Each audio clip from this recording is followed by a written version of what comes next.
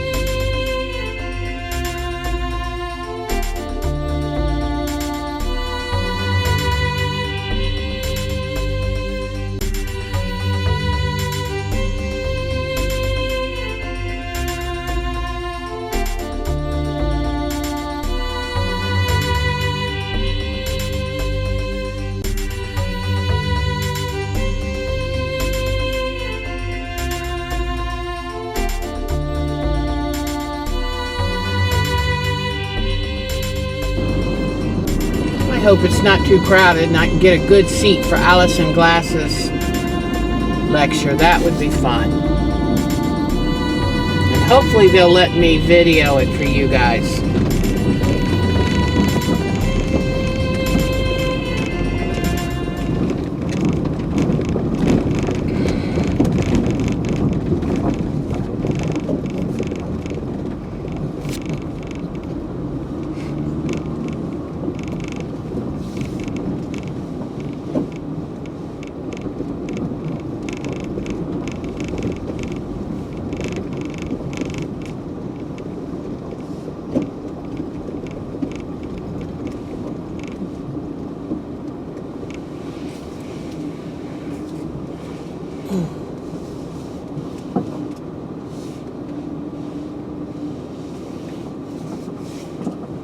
She'll be doing,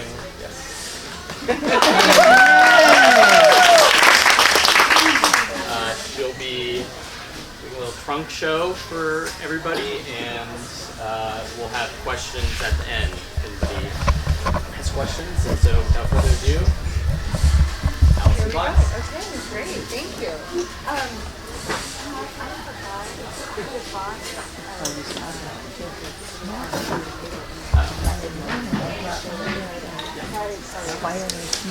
Hi, good morning. How are you guys? Good morning. Good. I'm so happy you were so chatty. You must be having fun.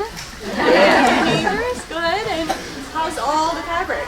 Wonderful. I can see out there. It just goes on, and it's always changing. These guys are like the masters of the ever-flowing, wonderful, beautiful fabric. So, good. Well, I'm excited to be here today to talk to you guys.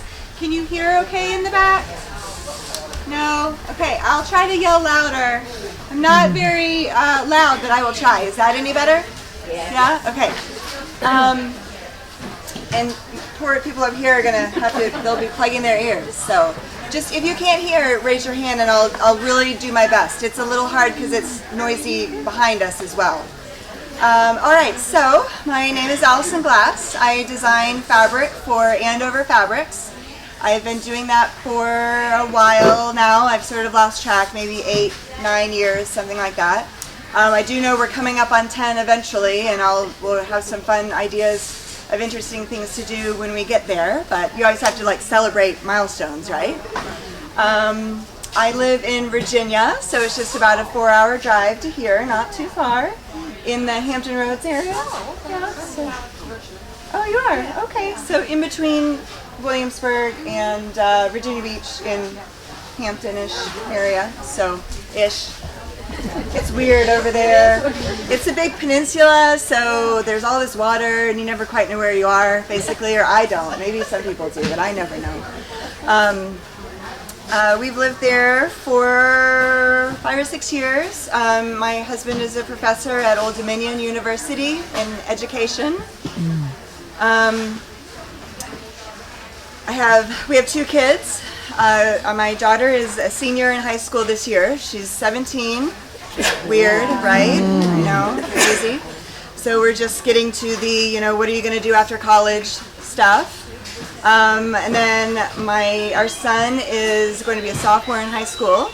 So very busy on the home front with all of their things that they have going on. They are nice kids, thankfully, so I'm mostly sad that they're getting so old and they're going to leave, but I'm also glad that they're independent and getting old and going to leave. Hard to decide, could go either way. No, but it's fun. So that's sort of my personal background. I'd love questions, so if you have questions while I'm talking, please feel free to just jump in and ask or raise your hand. If anybody is really having a hard time hearing, I think it'd be fine to maybe move up. There's a few seats up here, and we can always crunch in the front too. So I'm talking about as loud as I probably can, but I don't want to be frustrating to anyone. So there's that. Okay, so yeah. Since you live in the Hampton Roads area, does that mean that you design fabric in Williamsburg? No. Kind of the opposite, I would say, because it's not very colonial. It's bright fabric. So no, not really, not reproduction fabric. That'd be fun. That'd be neat. Yeah, just about 30 minutes south of Williamsburg, so very close. But maybe someday when they decide to stop being colonial and they want to be like rainbow, then they'll let me do that.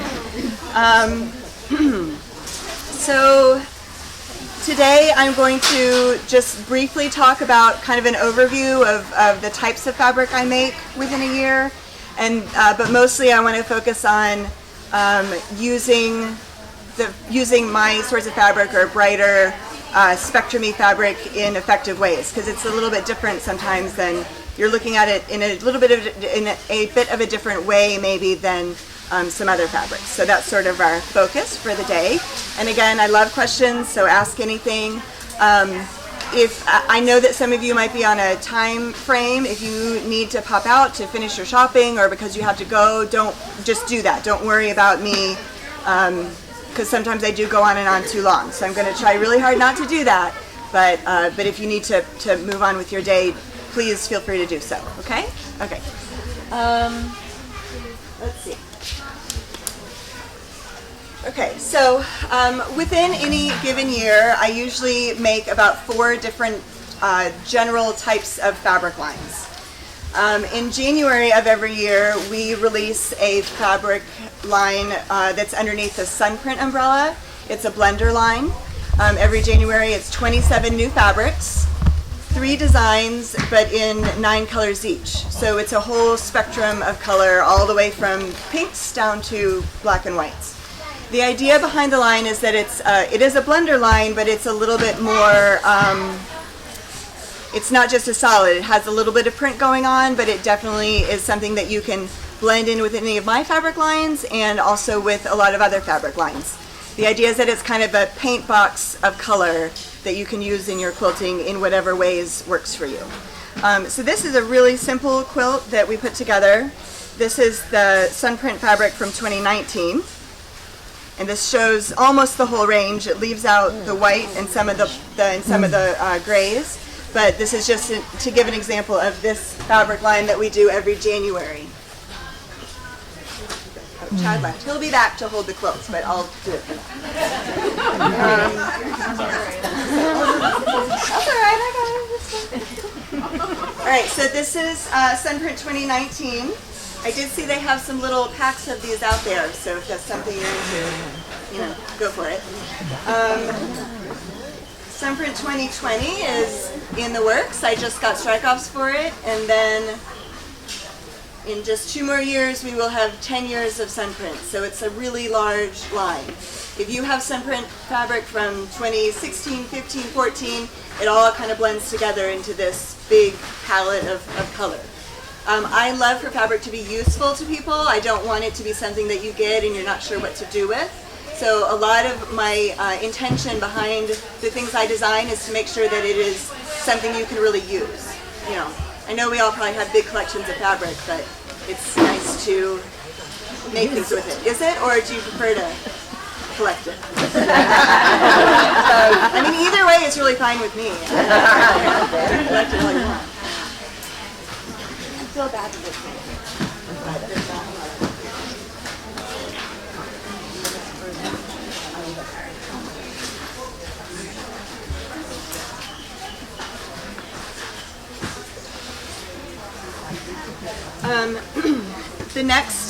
The next type of fabric I make every year is what would be considered a regular print line. That's more of a kind of fabric line that you might typically think of. It comes in a range of print sizes, a range of color, maybe not an entire spectrum of color, but a little bit more limited of a group of colors. I usually do about 1 of these a year. There's a lot more designs in these groups, and most of mine tend to be very detailed. This is a really simple quilt that we put together to show this new fabric line that actually is just coming out in September. It's called Handiwork. It is a line based on sewing, so a lot of the motifs have to do with embroidery and quilting, and they're named certain things like that. Yes, so we do about 1 of those a year as well. Okay. You want to see the back? Oh, pretty.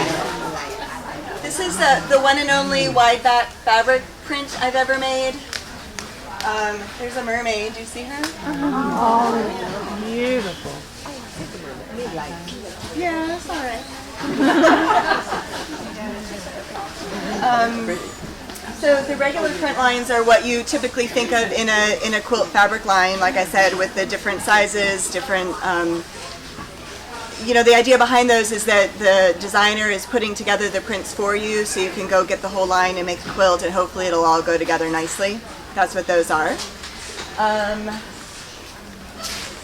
The third type of fabric that I usually do in a year is a batik process fabric. It's these prints that you're seeing in here. All of those fall under our category of fabric. I'm sorry, am I grabbing you? You can tell me.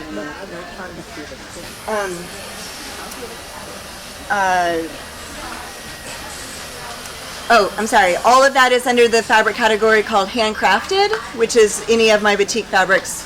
You know, it's like, well, actually it started out handcrafted 1, and then we did handcrafted 2, and then I thought I should get a little bit more creative and started naming it other things.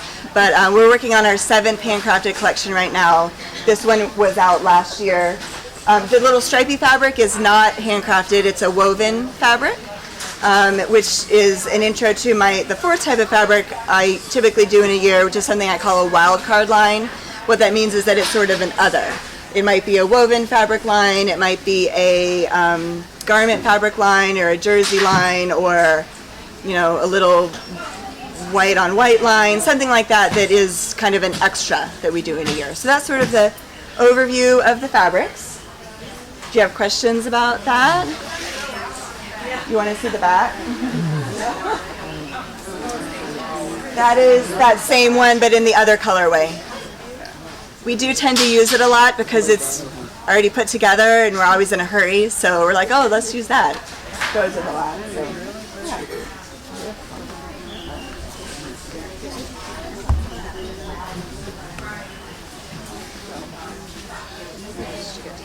Alright, so yeah, if you have questions about the process or any of that, please let me know. I'm happy to answer questions that you actually have. Are you an artist background to do design? I did not go to school for art. I did art a lot as a younger person, but I did not technically go to school for it. I have a teaching degree. Oh, okay. I'm certified to teach school in Texas. Super useful. Good stuff. Unemployable, basically. I know this is a better fit. I did teach school a bit, but there's a lot of kids in one room. You know, like I only have two. There's a reason for that. There's so many. So I can get a couple of them to listen to me, but you have a whole room. They're everywhere. You know, so yeah. Something I've always wondered with fabric is how do you determine the boundaries of a pattern before it repeats? Like, Okay, that's a good question. Basically, horizontally. She was asking, how do you determine the boundaries of a fabric before it repeats when you're making it, right? Did I get it right? I've always Okay. wondered, but I never got to possessing about it. Well, it's very interesting. Thank you for asking that question. It's excellent. Basically, you can do anything you want going horizontally, like because you've seen border prints, right, where it's completely different all the way from salvage to salvage. That's because the screen width is it just is what it is. When they're making the screens, they're always going to fill the entire screen going horizontally. The vertical distance, am I saying that right? Yeah. The vertical distance is what obviously you need to come to a stop at some point and then start a new repeat. The maximum you can do typically, that's not always true, but the typical maximum is 24 inches. Therefore, you want the repeat to be able to fit evenly within 24 inches. So you can do 24 inches, you can do 12 inches, but you can't do 13, 14, 15, 16, any of those in between because it needs to stop within that 24-inch boundary. So it's kind of why you see a lot of bigger repeats, and then there's much more variation in the smaller repeats because you can do 1 inch, 2 inch, 3 inch, 4 inch, anything that can fit in 24 you can do. Yeah, boundaries are interesting, aren't they? I like boundaries because I think it forces you to think creatively, like how do I design this so that it does fit within the realm. So, okay, see, good questions. That's great. Okay, so I've shown you a few quilts. Probably something I assume you've noticed is that a lot of the colors that I use in the fabrics are very saturated. They are not super subtle. That can be good and that can be bad. You have to know how to work with them, in my opinion, so that it doesn't become overwhelming.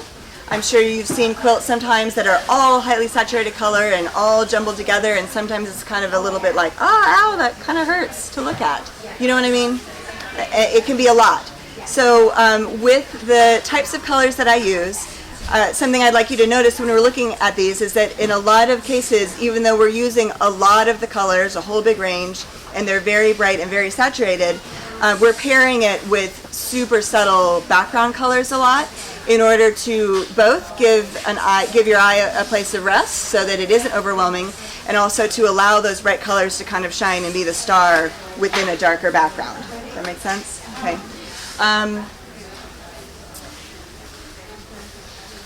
I'm sure we all have seen beautiful patchwork quilts that are kind of a jumble and they're really gorgeous, right?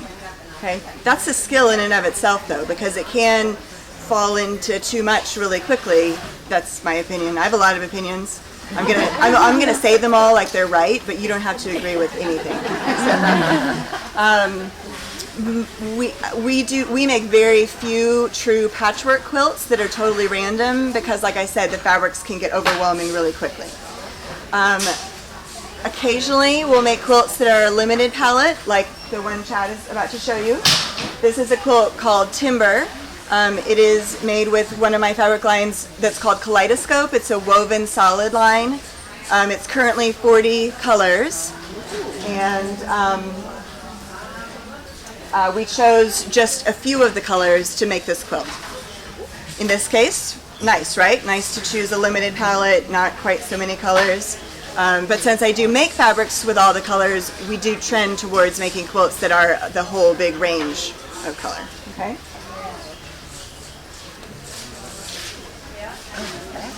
So what I want to talk mainly about today is how to effectively use a whole range of colors and not have it become overwhelming and have it be pleasing to the eye. When you're looking at color, think about a rainbow and it kind of goes into spectrum, right? So you have pink, orange, yellow, green, blue, purple, and for whatever reason, again, this is my opinion, it is pleasing to the human eye when we see those colors in some sort of order where they're moving across the spectrum. It's not jumbly, it makes sense. That can be done within a block or it can be done within a whole quilt.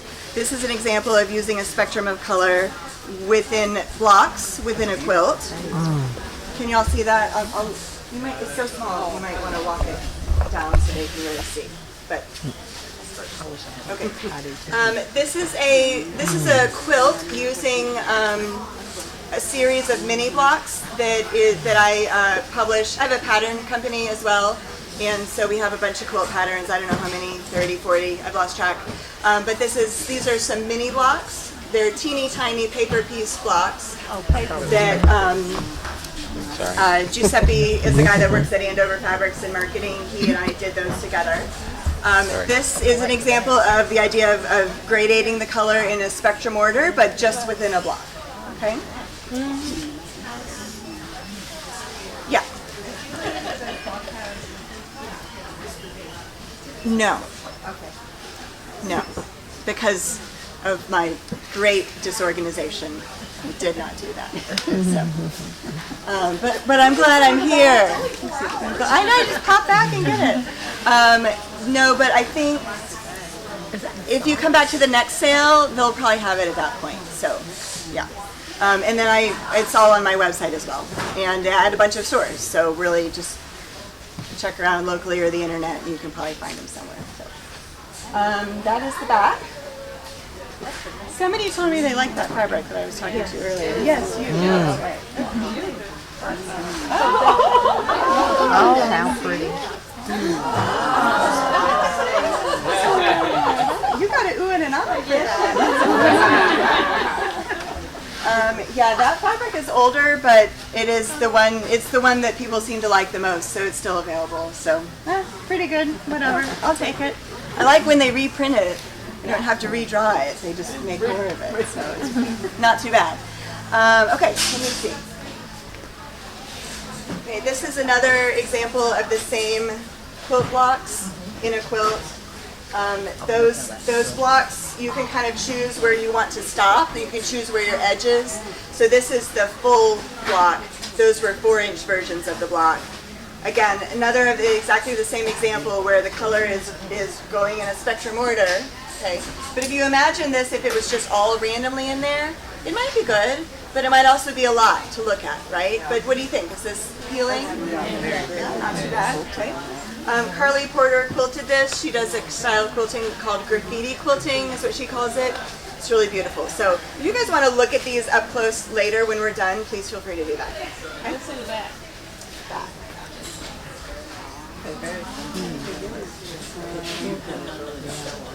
Yeah, isn't it amazing? For real. You should leave that out. Maybe we should go for that.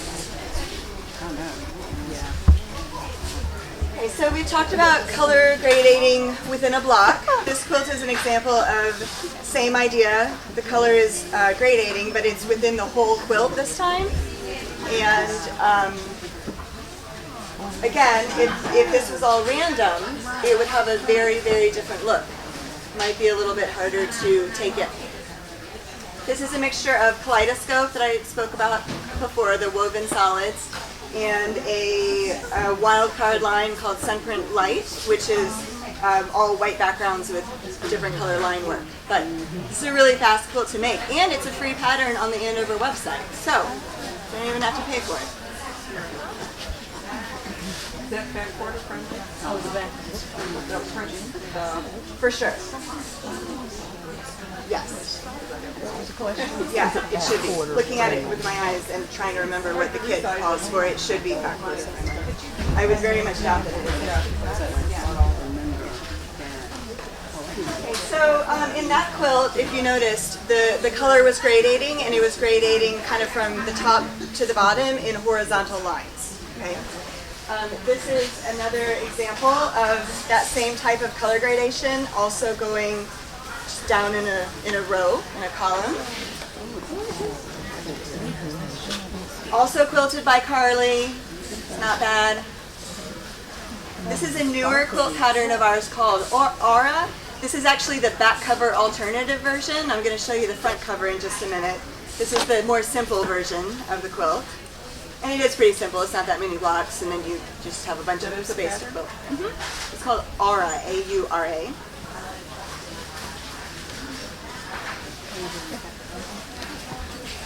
Usually with the quilt backs, we kind of use whatever we have. It typically doesn't go along with the fabric on the front in the same line because we don't get enough sample yardage to actually put that on the back.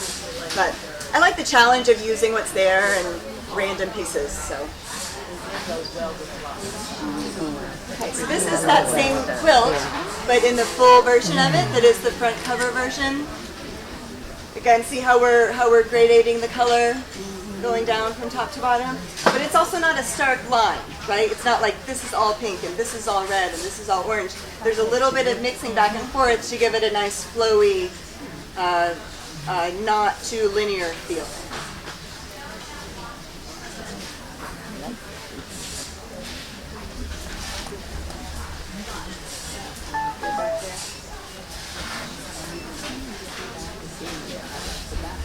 Alright, so this next quilt is a fabric called Road Trip, which I know they have some out there.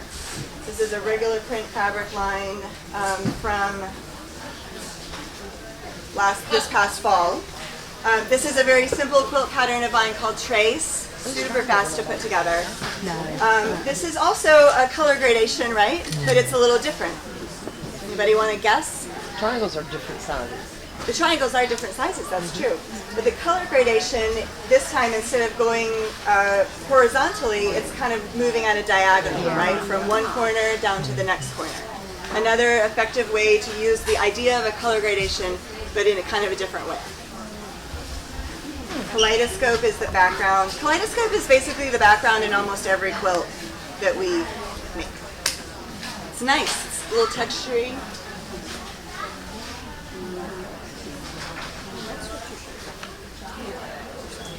Okay, I know at least a couple of you were part of our Trinket sew-along.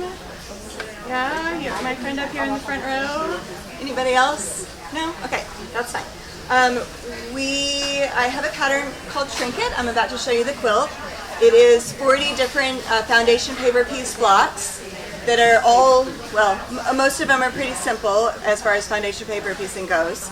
The idea behind it is that they're kind of little bits of something like a trinket where it's something that has meaning to you, even though maybe in and of itself it's not, it's just a trinket, right?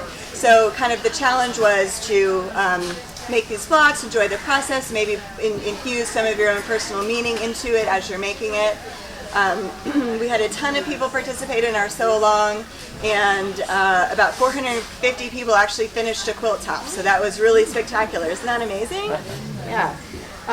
This is the cover quilt from the pattern, but then part of the challenge was people could choose to do this layout, or you could choose to do any layout you want actually with the blocks. So it was very interesting to see what people did with the blocks and all the different stuff that came out of that.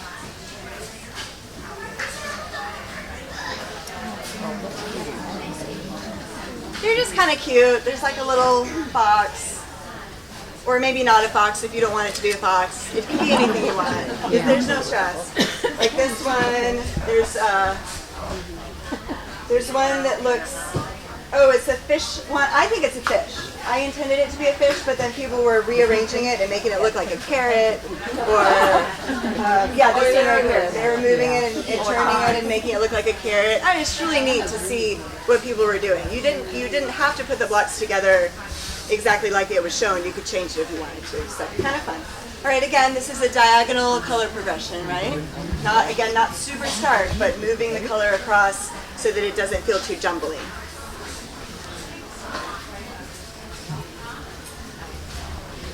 I want to tell you this. Here, can you show this? Okay, it's not that I'm super creative and like thought this would be cute, although I do think it's really cute. It's that I messed up this piece of fabric for another quilt, and so I put that there to fill in my space. Way to go, right? I mean, come on, that's a big piece of fabric. You can't waste all that. So, yeah, I totally cut it wrong. I'm very good at quilting.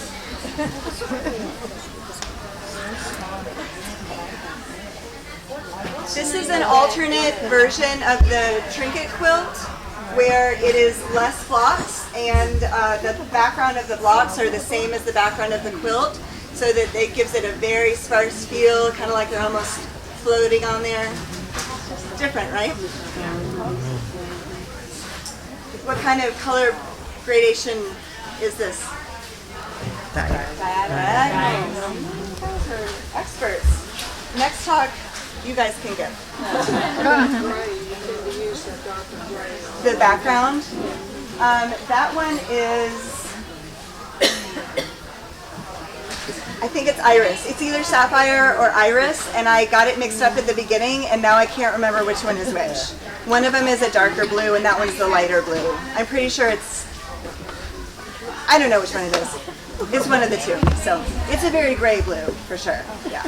There's just some grayer grays in the line as well. So. But it's a good neutral.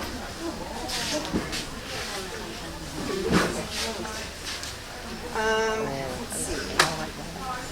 Okay, this is a raw edge applique quilt called Cathedral. It's another pattern. This uses kaleidoscope and indigo as the background and sunprint light as the rays. The rays are also color gradating, but they're moving in a circle, right? So that's another way you can think about using color is going around in a circle, either something like this or even the whole quilt. You could start in the middle and sort of radiate the color out that way. Angela Walters quilted this one. Can you see it at all? It's really pretty. We can put it out too if you want. She outlined all the rays and, you know, did her thing. Yeah.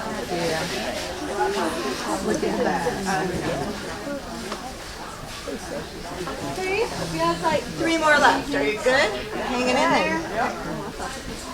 The last type of color gradation I want to talk about is a little bit less clear, but the idea is that you are grouping similar colors near each other and then moving in groups. It's not necessarily a strict spectrum, but it's a little bit more random, but you're still allowing the eye to travel from color to color without it being a jumble. Okay. This is a quilt called Ventana. It is made with my first holiday fabric collection. It's called Holiday. We're just trying to be clear. I wanted to name it something else, and they're like, no, but it's not red and green, so we feel like you need to just say it's a holiday fabric. So we did. A little boring.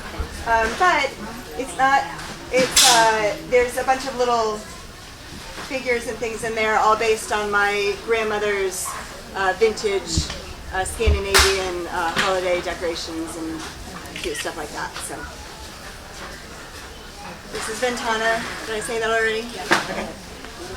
I generally can't remember what I've said about 3 seconds after I say it. Okay, this is another example of that color grouping moving around the quilt situation.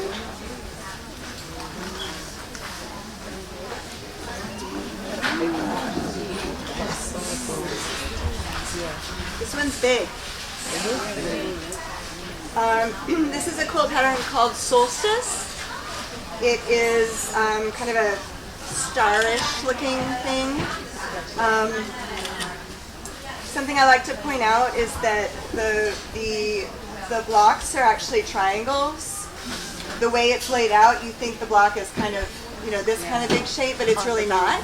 So the way we've done it, it makes it look like this is a group, but you don't have to do that. You could have it be completely, you know, these don't actually have to all be the same color. It could be completely moving across like some of our other quilts. This is kaleidoscope fabric. Yeah? Okay. All right, last. Kaleidoscope is the name of the fabric line. Yeah. No,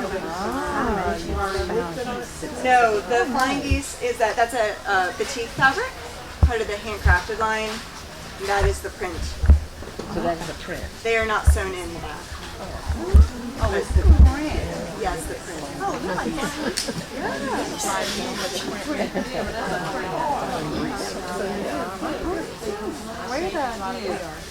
This is version 2 of that same quilt, except that we've flipped where the fabric is kind of the background and not the background. Very different look, right? So again, notice how the colors are sort of grouped together and moving across, but not really in a strict order.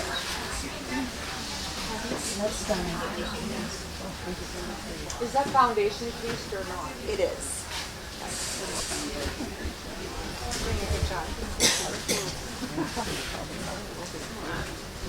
This was definitely using up the end of bolts. Yeah. Can you tell?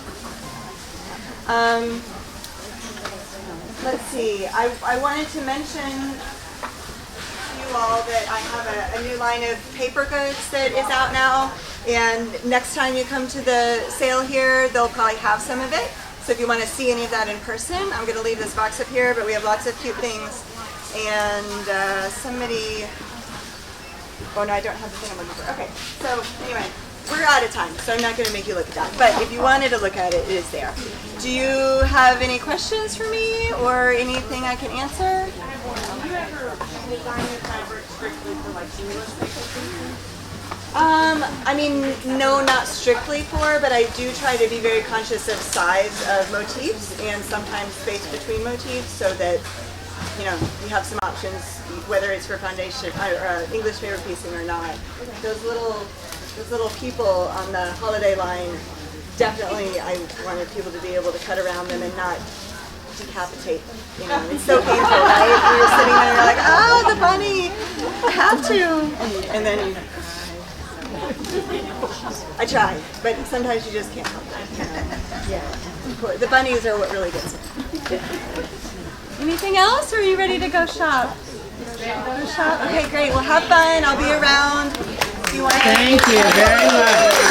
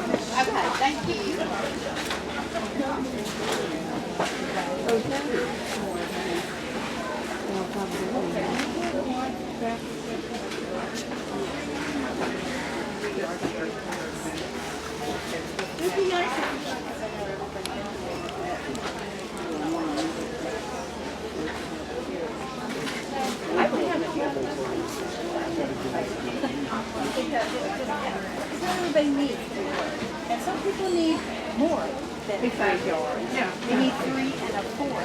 3 is just not enough. Yeah. So yes. So I understand. It would be very nice to do that.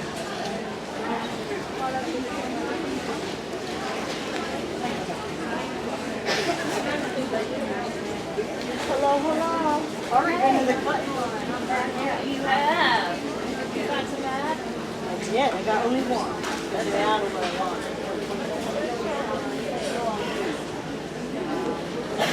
Because I found, I found fabric I like, and one of those things, maybe another quilt. But here I found some really nice. I like metallic. Yeah. I like this is what started it. So now I'm looking for moons. So that goes. I got that backing, and then I'm gonna make a. You saw the wreath on my front door. Yes. I'm gonna make the Easter one. My budget is one. Yeah. Are you gonna use that darn flag? Yeah. About this to make my husband doing all these and stuff. Oh. Those little, these things. Oh. The potluck carriers. Oh. So I think I make it. Yeah. Okay, so they have these back there. They don't have this anymore. I can't find this. But they have this. Okay. Yeah. I'm looking now for Bush love. No, I was looking like when it gets past this one. Yes. Then looking for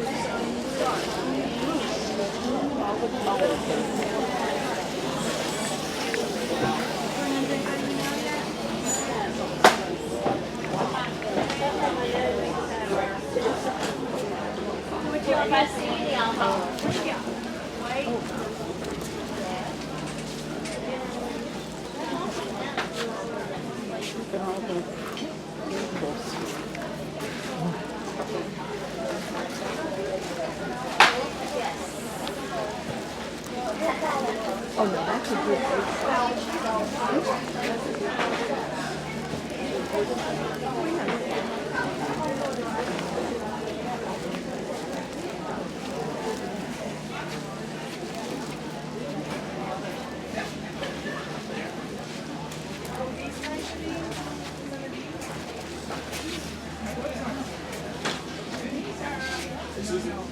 We have the softest stage in the life.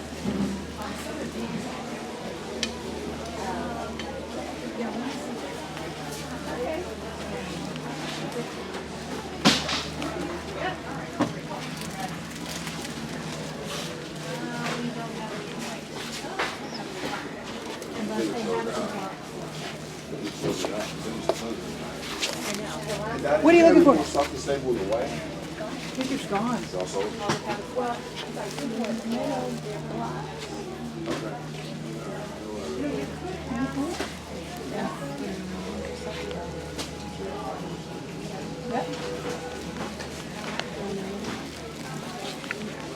I like yellow.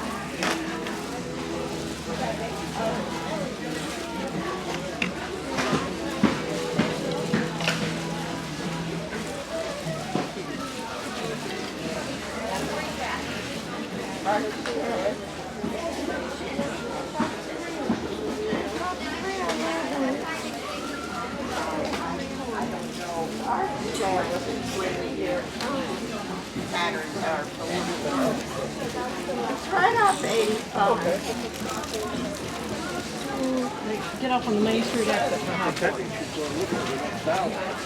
The Main Street exit for High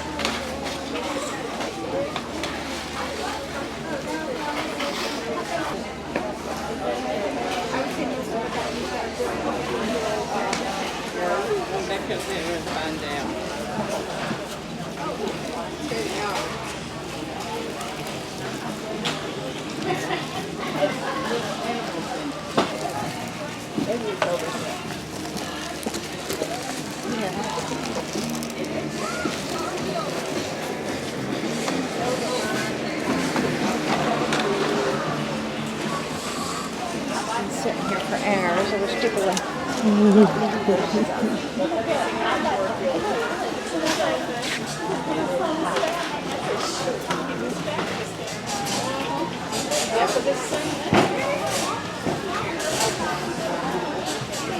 got me set.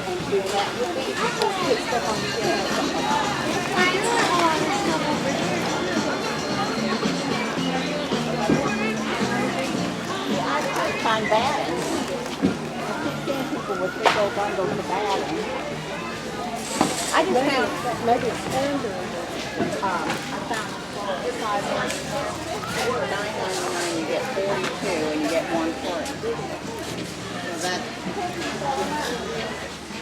these are already picked up. Buy one get one free.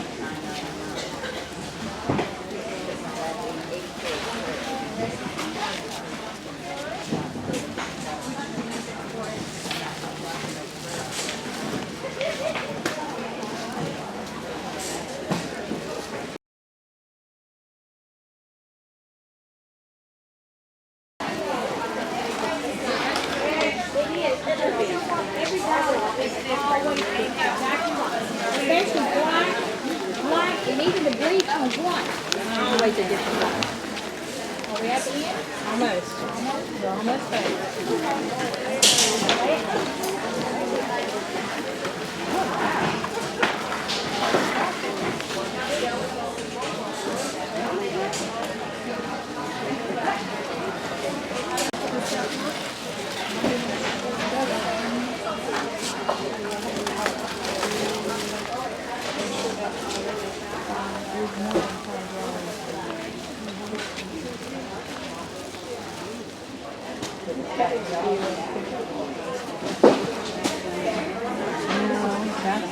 So which one is this? Is probably used for these lighter stuff.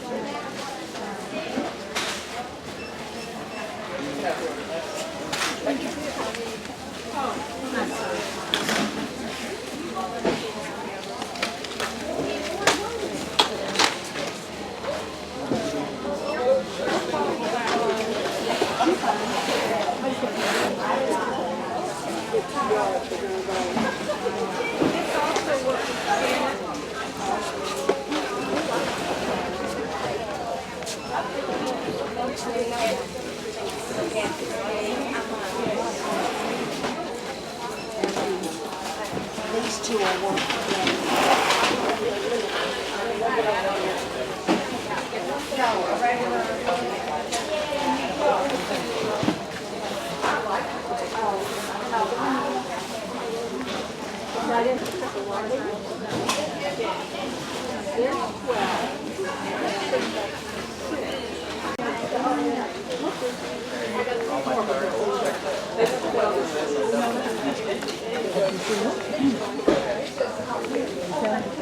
Yep. Look real quick. If I see something I like that.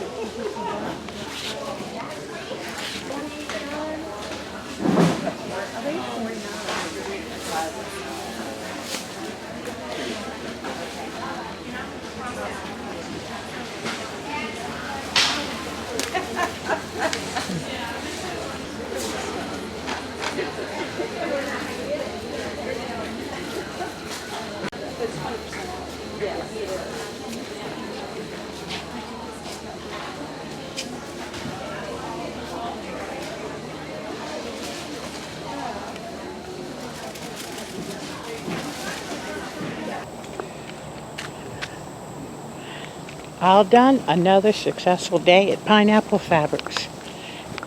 And Alison Glass's lecture was wonderful. What a refreshing, free spirit, talented woman. Okay, I'm all done with my Pineapple Fabric shopping. Just to show you the next sale dates. Don't worry, I plan to be here. Alright, so what did I buy today? I told Mark one thing. Well, honey, I tried to map one bag, okay? I tried. But I saw Alison Glass give a lecture, and I had to buy one of her charm packs. And you know what I noticed looking through here? Do you remember my rope bowl that I made, guess what? It was all Alison Glass fabric. The one with the lid was Alison Glass fabric. No wonder I loved it so much. So this charm pack was $9.99.